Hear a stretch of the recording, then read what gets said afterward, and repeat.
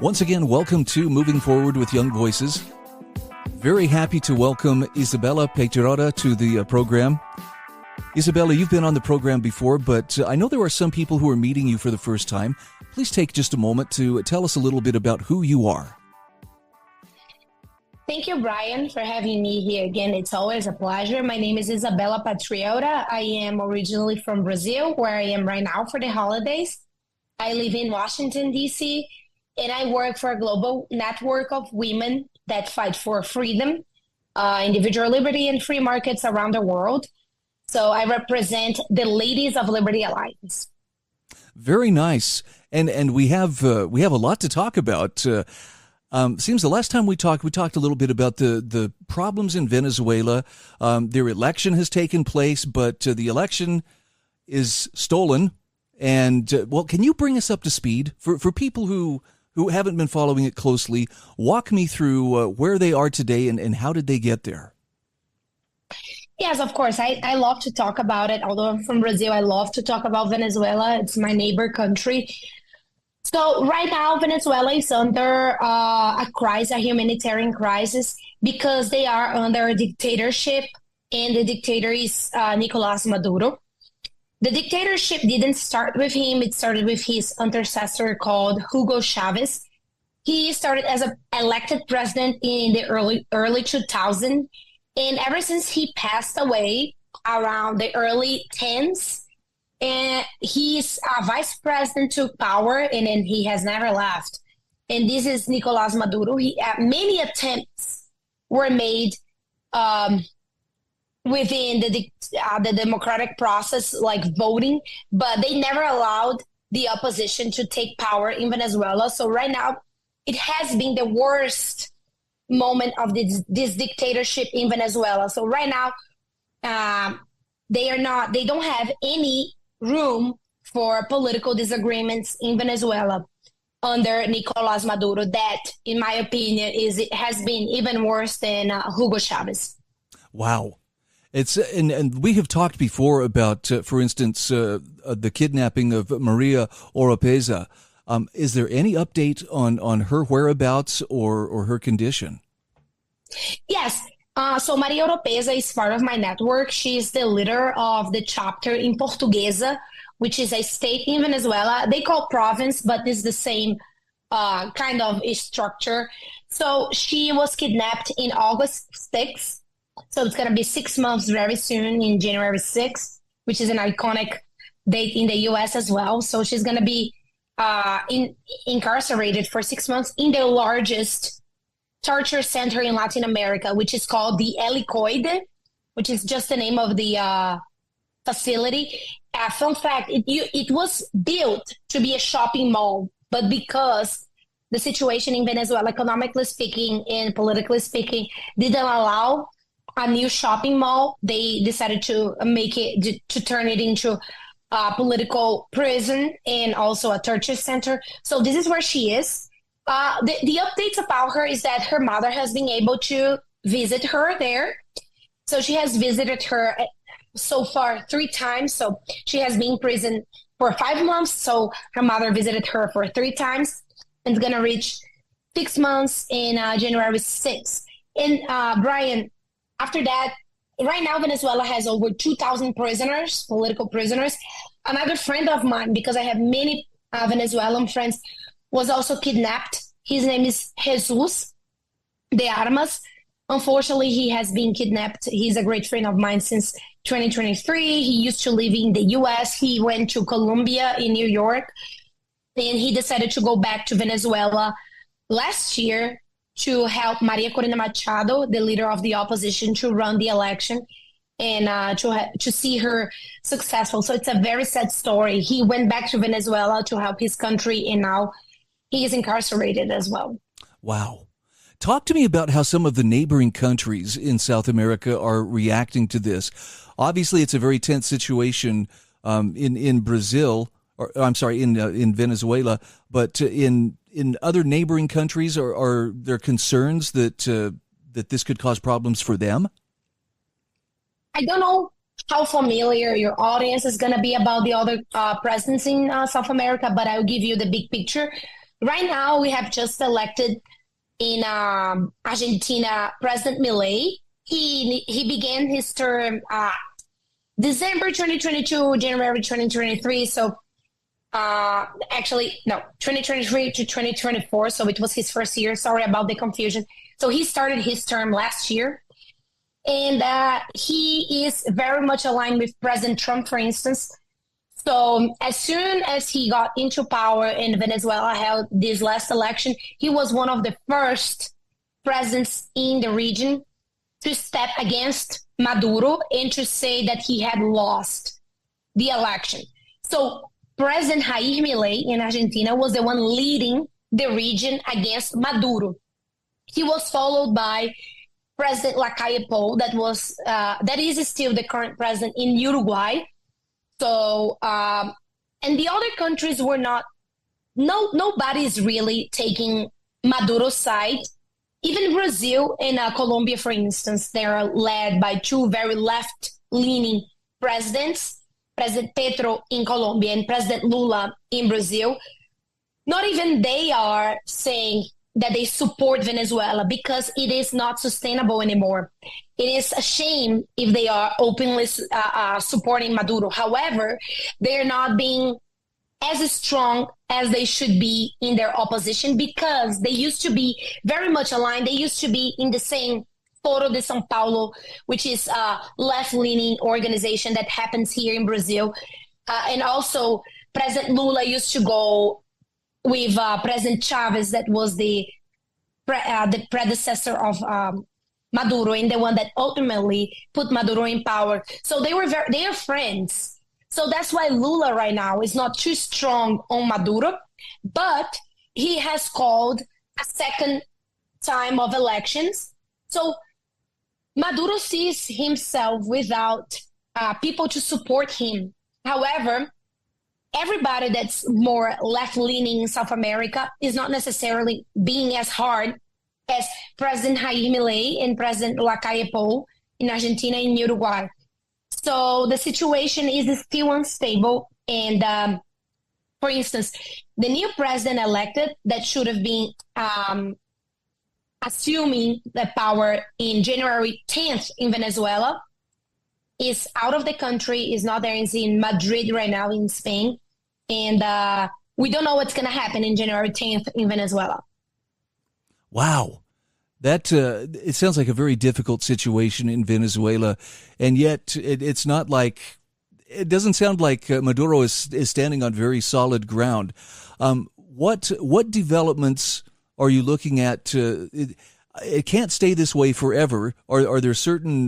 Will there be new elections, or is it going to take economic pressure from other countries to get him to reconsider his position?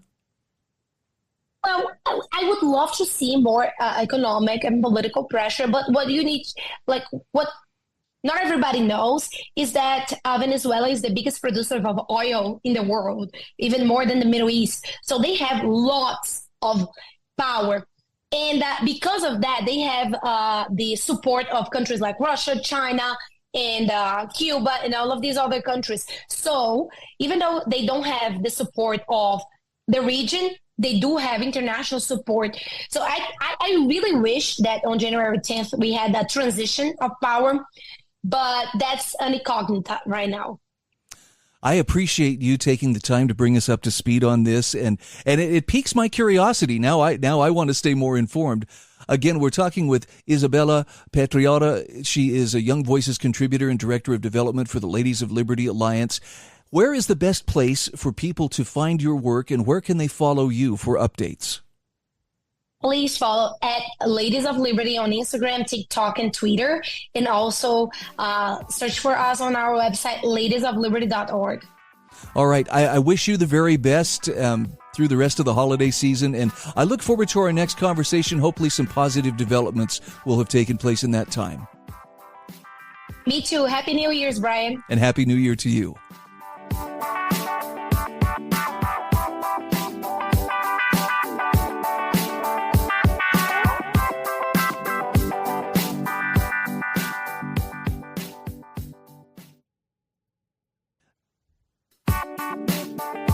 Welcome back to Moving Forward with Young Voices. Hey, we're happy to see Ethan Watson back on the program. Ethan, for those meeting you for the first time, take just a moment. Give us a little bit of your background, if you would, please. Brian, so my name is Ethan Watson. I'm a contributor for the Young Voices program. I just recently graduated from the University of Kansas with a master's degree in accounting. I've also got a degree in political science, and I'm hopefully going on to law school in the future. Wow. So lots of tests taken in my future. There is no grass growing under your feet. Well, no, sir. You've got a good finger on the pulse of what's happening in the world of politics, and it's been very intriguing. I mean, leading up to the election was intriguing. After the election, still very intriguing. And I'm looking at your article here on realclearpolitics.com. It's time for Republicans to adopt the politics of palatability. And first of all, I'd love to ask you, what exactly do we need to make palatable? We need to make our elected officials palatable, and also our policy positions as Republicans, because Republicans have the tendency, as soon as they get a little bit of institutional power, they like to go for the whole enchilada, right? They like to push the envelope as far as possible. And I think they're mistaking what the role of a politician is, because it's not to stand on principles 100% of the time. You have to cut deals and make compromises and move the ball forward as much as possible, given the current circumstances. And Republicans love to immediately go whole hog and push policy proposals that might not even be popular with the populace. And they also tend to be very tribal. So I take Matt Gaetz as an example.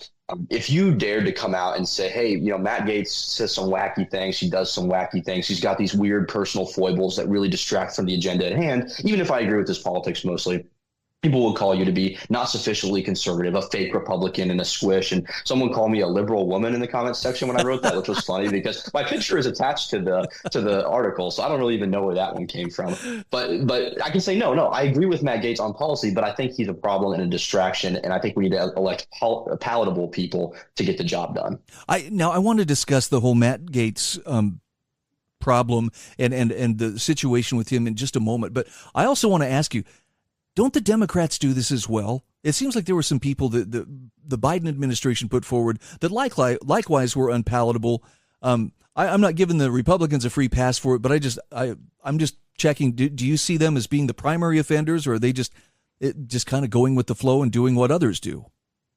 No, you're exactly right. I mean, everyone is guilty of it. I guess I notice the Republicans doing it more because the Republicans get power so few times lately. True. And so whenever they do, it's like, I'm more of a conservative guy. I get fired up. I'm like, finally, we're going to get things done. And then it's time for a circular firing squad on Kevin McCarthy for no reason. And so I do notice it because it frustrates me more on the Republican side. But you're exactly right. The Democrats do this. I mean, they rally around the squad and their sort of outlandish, even like blatantly anti-American rhetoric, just because they're in their tribe and on their side. Now, on the flip side, that doesn't mean Republicans should cast out every single person who has a personal scandal. The Pete Hegseth thing, for example, this feels a little more concocted. And I think when you look at the evidence, it seems less credible than the Matt Gaetz thing. And so we do need to walk that thin line of, okay, we need to celebrate the man from the policy positions and who can get the job done. But once it becomes a distraction from the agenda, that's when it's time to say, hey, we need to go with a more palatable route. And a lot of these Trump picks have done this, right? So like you've got Herschel Walker in Georgia, you've got Kerry Lake in Arizona. They've been running these people, it seems like for years. I mean, it feels like they've been running Kerry Lake for every position under the sun.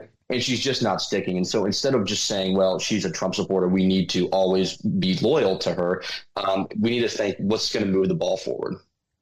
No, and those are two other great examples in Kerry Lake and Herschel Walker. I mean, Kerry Lake, looking at her, it was after she failed to win the governorship of Arizona. She still had a lot of name recognition, was very, very active. I mean, Arizona swung. I think they swung red. I think the state flipped for Trump, but she still wasn't able to triumph in her Senate run, and that would signal that even among the Republicans, who apparently turned out in larger numbers, they still weren't. They didn't find her palatable.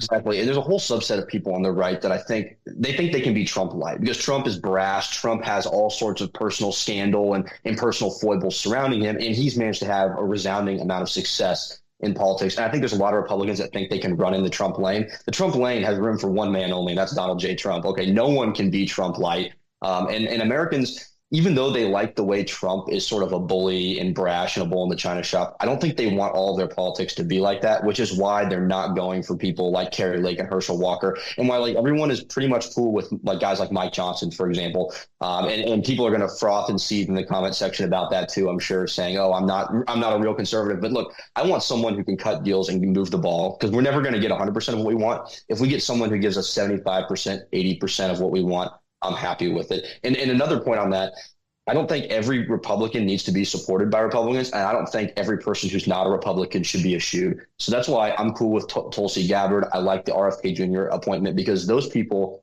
were instrumental in Trump's victory and putting us back in a position to enact change. And again, even if I don't agree with RFK Jr. on 100% of things, he's an America First guy. I think he wants the best, and he's a shakeup from the establishment, which is at its core what I want. No, I'm with you on that and agree completely. In fact, that to me was probably the most hopeful aspect of the 2024 presidential election, was seeing the coalition of support that emerged for Trump that included people that were not traditionally hardcore, vetted conservatives. That gave a lot of credibility to the idea that maybe the blob in Washington, D.C. needs a counter, which apparently enough people signed off on to say, yeah, we agree with that. Absolutely. And palatability also means not destroying your coalition over every single issue. I don't know if you've been following on Twitter. It's not covered in the mainstream media as much, but the H-1B visa debacle, yes. with Elon and Vivek on one side saying Americans are not smart enough, and then other people saying, oh, the Indians and the Chinese are coming to take our job. It's been a total mess. And James Lindsay, I believe, made this point on Twitter that they want to divide you over this tiny subset of the migration issue to distract you from the vast majority of immigration, where everyone in this coalition sort of agrees with. They want to divide you, break you on that wedge. And I think we should just start with the policy positions that we all agree on right off the bat, and then move progressively towards that. We can tackle H-1B visas down the line. We need to get done what we can right now on the broader border security, illegal immigration spectrum. And I so appreciate your take on that, because I felt a little tinge of discouragement when I saw how quickly the divisions started to arise. And they weren't just like mild disagreements. Well, I don't see things that way. It was like scorched earth for some people. And I thought, well, this isn't going to accomplish much if we go after each other over the tiniest little differences like this. Right. Like, we shouldn't be casting out Vivek and Elon, because again, they don't maybe align with 100% what a Trump nationalist voter would say, but they helped us win power, and that's really what we need to recognize, and we need to make sure we can move the ball as much as possible. So, talk to me about some of the either appointments or policies that the upcoming administration is lining up for that would be a good example of what is palatable and is likely to help keep that coalition together. So I'm going to go out on a limb here. I'm going to say Tom Homan, actually, as the border czar. Now, Tom Homan's a bulldog. He's an attack dog for sure, but he doesn't have all these weird personal scandals in the background that are distracting from it. He's an incrementalist. He says, we'll start with the violent criminals, and then the gang members, and then we'll move on. We're going to take it step by step. He's going to start with where everyone, even people on the left, agree with, and move towards the goal. He's going to get as much done as possible until they stop him. He's not starting with mass deportations. He's starting with what is broadly agreed upon, and that's the exact way to approach this. And I noticed he was commenting over the weekend that a lot of the border wall material that had been sold by the Biden administration, apparently whoever bought it is saying, look, I'll sell it back to the new incoming administration for what we paid for it. So at least there's one controversy that may be resolving itself a little more quickly. But any other ones that you're keeping an eye on, or as far as policies that moving forward would likely be a good example of they should do more of this? I think Tulsi Gabbard is a great example. Tulsi Gabbard is a reach across the aisle. I know she left the Democratic Party, but now she's still a more left-wing person. And Tulsi Gabbard, no one really buys the she's a Russian agent thing, and nobody in the real world outside of legacy media. Tulsi Gabbard is someone who wants less American troops dying overseas. That is exactly what we want. She's eminently palatable, very likable, very well-spoken, devoid of a lot of personal scandals. Tulsi Gabbard is another great example of one of these sort of olive branch appointments that's going to get done what most Americans want, which is an end to forever wars and stop entangling in foreign regime change operations. All right, we are talking with Ethan Watson. He is a Young Voices contributor. Ethan, thank you so much for taking the time to visit with us. Happy New Year to you, and where can people find you on social media? Ryan, everybody can find me on X at ERWatson13. Happy New Year to you, and thank you so much for having me on. It's always a pleasure.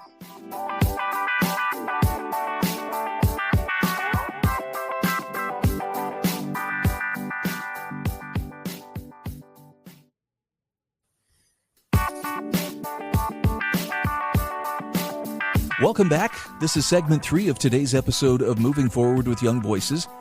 And we are reaching across the Atlantic to Charles Amos, who joins us now. He's a Young Voices contributor. Charles, for people meeting you for the first time, tell us just a little bit about who you are and what you do.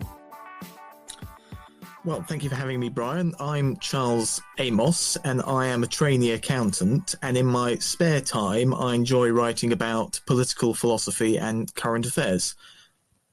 Very good. And boy, talk about this is a topic anyone can relate to, but fair pay is a fiction. And I would love for you, first of all, bring me up to speed, the issue of fair pay. I assume we're talking about this is in the UK. What's the situation there? Who is asking for fair pay, and how do they expect to get it?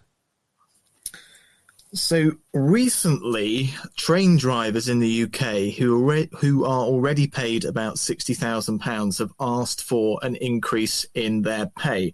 And the Labour government has granted them a 9% increase in their pay. And they've argued for this primarily on the basis of we deserve this because a 9% increase is fair.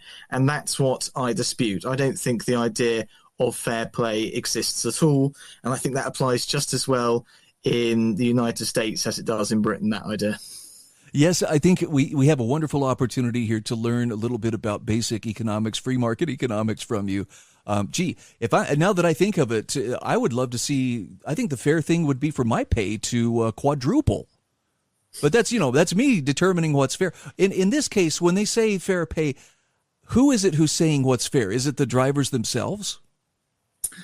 So the drivers and other public sector workers will say, we should be paid X amount, and X amount is less than what we're currently paid, because in the past, we've been paid X amount in real terms, and inflation has eroded that wage, so we should be paid what we were originally paid in real terms. Because I think they're getting at the idea that if you've worked so hard, put in so much effort, then you're entitled to a certain amount of money compensation in terms of wages. And this is what I dispute.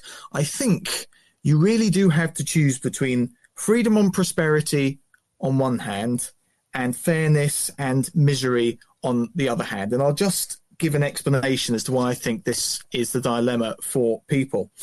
If you have more demand in a particular labour market and less supply, that means you're going to get higher wages.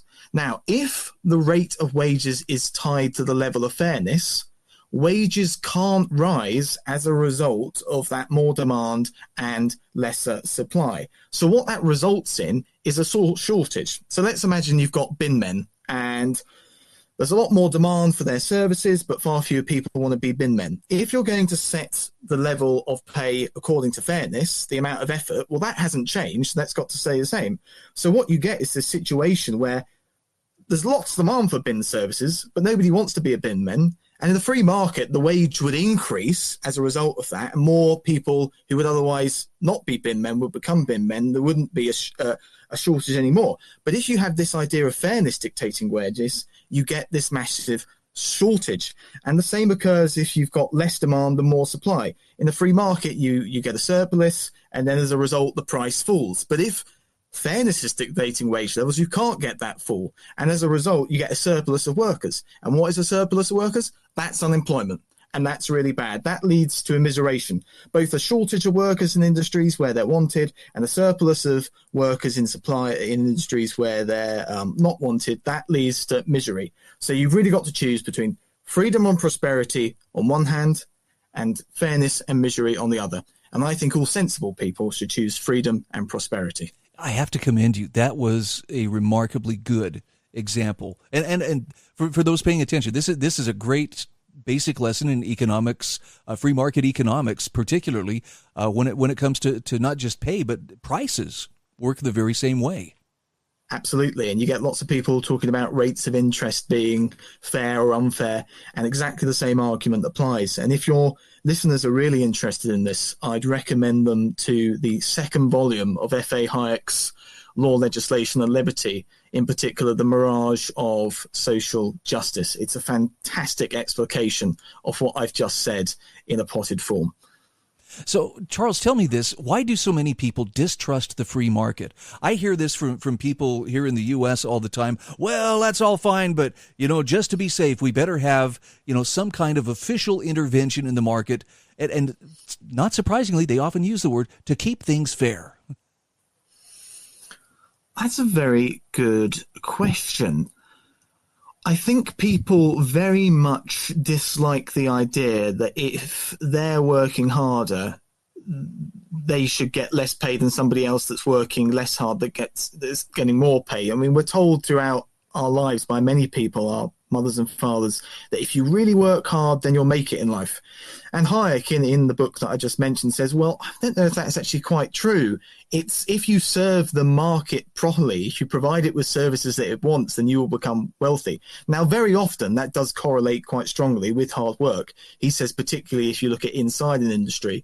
But if you look at in between industries, that's just not the case. And I think people should accept that, but they don't accept that because the culture is such that if you work hard, then you'll get more pay. So when that doesn't turn out to actually be the case, they get very upset with it. So they go, well, right, we've got to have the government intervene and enforce fairness to ensure that me, who's worked hard, gets more money.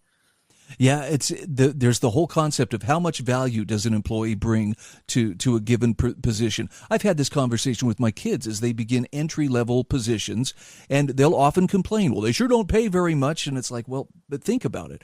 Are you doing a job that many people could easily do, and then in fact there's many people willing to do that job?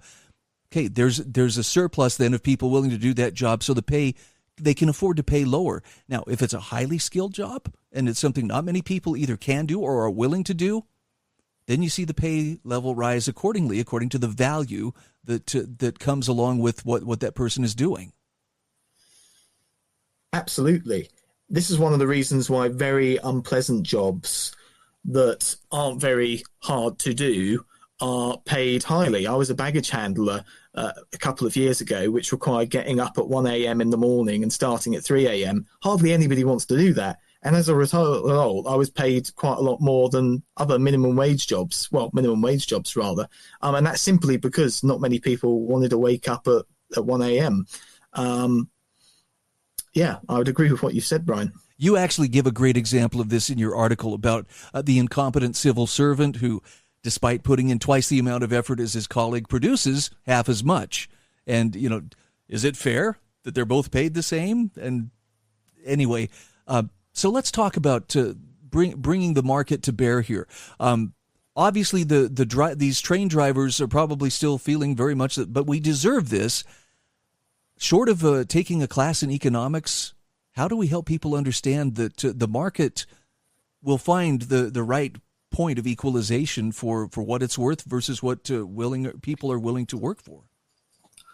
Well, the train driver's case is actually a bit more complicated than the typical free market case because it's a monopsony market. You have the government that's the sole buyer of the train driver's wages, and then you have the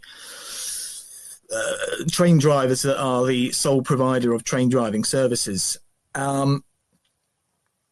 What I would say is we don't need to tell them that they're wrong in asking for higher pay. They're perfectly entitled to ask for higher pay and bargain for higher pay. But all I'm saying is stop pretending that it's about fairness. Just say we're going to disrupt the train lines so we can get higher pay because that's in our self-interest. They're perfectly entitled to do that. I don't think there's anything morally wrong doing that. But when they try to dress it up with fairness, they're just lying to the population, or at least deceiving them. Yep. And I think you make the case they're trying to sell it under the guise of social justice, and it's not. It's economics. I love where you say fair pay is fiction. That needs to be emblazoned in big letters so that people understand it. It's not real. Again, absolutely. Go ahead. If public sector workers want higher pay and they're perfectly entitled to ask for higher pay, they should be very clear that they want higher pay simply because it's in their own self-interest, just as everybody in the private sector makes out. They don't pretend that, oh, I should get more because I've worked harder, at least when they're sort of applying to jobs in other industries. I think that's the case, and I'll leave it there, Brian. Okay, we're talking with Charles Amos. Charles, thank you so much. Happy New Year to you, and thanks for being my guest today. Thank you so much for having me.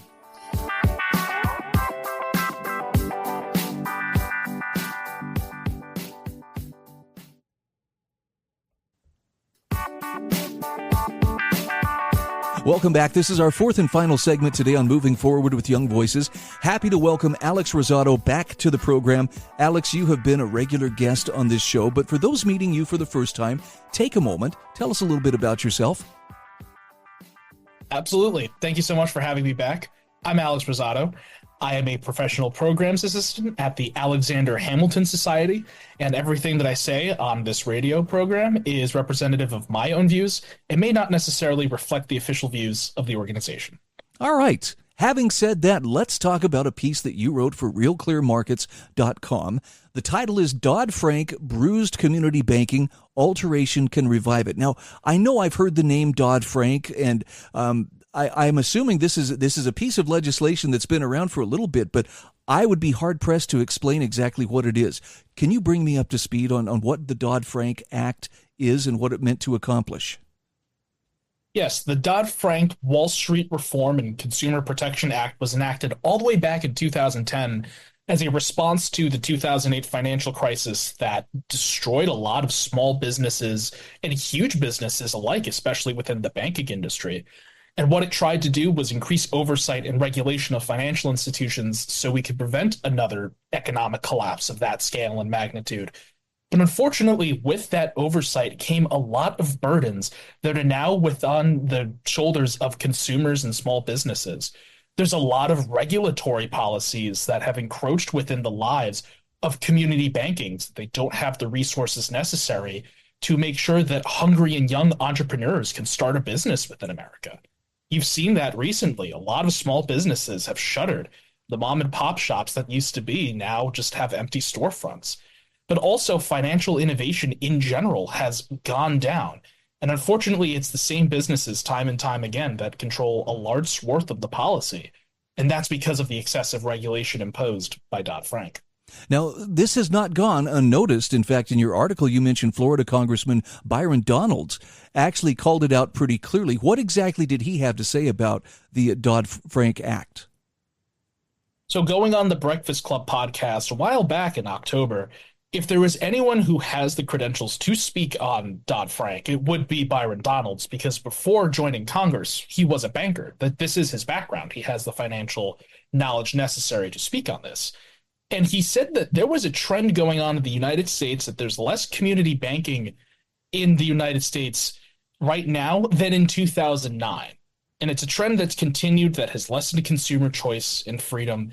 And you've seen fewer new bank charters emerge since 2011, since Dodd-Frank, frankly, has been in place. But you've also seen on the other end that gigantic mega banks with millions of dollars worth of assets now control about 60% of all banking assets today. So you're seeing those smaller players, those community banks that are at the heart of neighborhoods, not getting a fair share or even the ability to compete with these larger banks.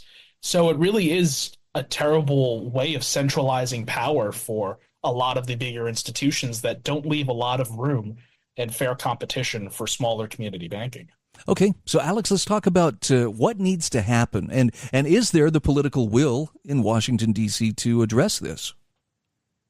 It has been coming about recently, and within the 2024 presidential campaign, a lot of candidates took issue with this, specifically on the Republican side.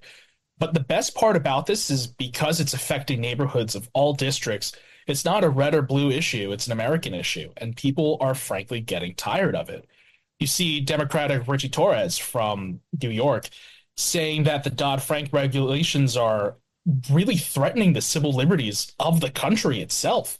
And because there's a restricted consumer freedom, you're not getting the most optimal system and quality of life for the people who want to engage with economic activities. So it's going to be a bipartisan effort. We've also seen that in Washington. President Trump, during his first term, he signed a bill in 2018 curbing some of the overreach that Dodd-Frank had. And Democrats and Republicans both voted on this bill when it was introduced because they knew that their local districts and economies were booming under less regulation. So it's kind of a no-brainer process of rolling back Dodd-Frank, because if you see that there's a wet blanket on the economy, people aren't going to be as incentivized to contribute to it. But once you lift those regulations, you have innovation, you're releasing the abundance of energy of the people that make up those districts. And it's something that is going to benefit local economies and the national economy as well. So I have to ask, the big banks, I'm assuming that they were not nearly as drastically affected by Dodd-Frank? No, not as much. And that just comes down to the resources that the big banks have. They're able to comply with excessive regulation and these burdensome fees because they are bigger. They're more established. They have the financial funding and roots to do so. But the smaller community banks rely on individual citizens and their families and their ideas to thrive. But more so than that, these big banks have become now, because of the 2008 financial crisis, very risk adverse. They're not willing to look at a new business or idea and take that chance to see it blossom. They'd rather stick with the formulaic processes that have worked time and time again, rather than taking a chance on a new and hungry entrepreneur. And because of that, the banking industry has become less dynamic. Customers lose tailored service and their benefits. And because of that, they're not addressing the specific needs of their clients. And it's making sure that the banking industry in that regard is more rigid rather than being adaptable and flexible to the will of the masses. I could see on the one hand, though, the bigger banks, I'm not trying to ascribe evil attributes to them, but that's got to be nice in that it would limit competition. This would be a pretty significant barrier, to any contenders coming into their market. That is what they would prefer. And the bipartisan nature of this deal is very important to understand. You had Elizabeth Warren, who was a very big contributor to the Dodd-Frank Act, actually was the pioneer of the Consumer Financial Protection Bureau, that for most of the causes of what's happening can be ascribed to that with blame. And what she wanted to do was, in her 2020 presidential campaign, break up those bigger banks. But that isn't the policy that we need. We need to make sure that the smaller players have a fair ground and an equal ground to compete with these bigger banks, making sure that we lift up those that aren't getting the attention that they need so they can thrive and continue to flourish. And if you do that, you have a way for community banking to have more resources, increase lending to their communities, making sure that they're able to provide the resources necessary for those consumers to be active and also make a financial life independent of what they do, say, within a job or other types of income that they're getting. So it's an entrepreneurial aspect in the way, and we see that regulation isn't the answer, but economic liberty is the solution. Now, you mentioned in your article that the Department of Government Efficiency, or DOGE, actually could be one of those advisory councils taking a good hard look at this. Does that lend some weight to any decisions to take action on Dodd-Frank? Absolutely. And as of right now, it's important to note that DOGE is still very much an idea. DOGE needs to be set up by Congress so it can actually do the government oversight and stripping away a lot of that, I would say, excess of resources that we're seeing, especially with lazy government policies that like to spend like nobody's watching. Elon Musk has expressed willingness to abolish the Consumer Financial Protection Bureau, which would be very helpful in that regard, and bringing power back to the people in terms of economic liberty and resources. And as you point out, most importantly, this would be a boon to small banks because it would lighten their regulatory burden and give them the freedom to, well, first of all, be. Exactly. They can exist, which is a lot better than what's happening right now. There would be a growth within local communities to actually understand what's going on with their economic policies, because in trying to curb the too big to fail banks and their predatory practices, they've regulated the entire field so that way it stays stagnant. But we don't want stagnant, policy. We want growth. We want to see lower compliance costs for banks, which would increase lending capacity so people can actually get what they need from community bankings. They have more freedom to determine their operations with the potential to expand, get out of those communities, and make sure that there is a financial backbone to districts, just like what congressmen are hoping for. Well, so it really is a way of promoting economic opportunity for everybody. I find myself in violent agreement with you. Of course, I'm that way when someone says less regulation, more economic liberty. That's going to be the outcome every time. Again, we're talking with Alex Rosado. Alex, how can people follow you on social media? You can find me on Twitter/X at Alex P. Rosado. Thank you so much and Happy New Year.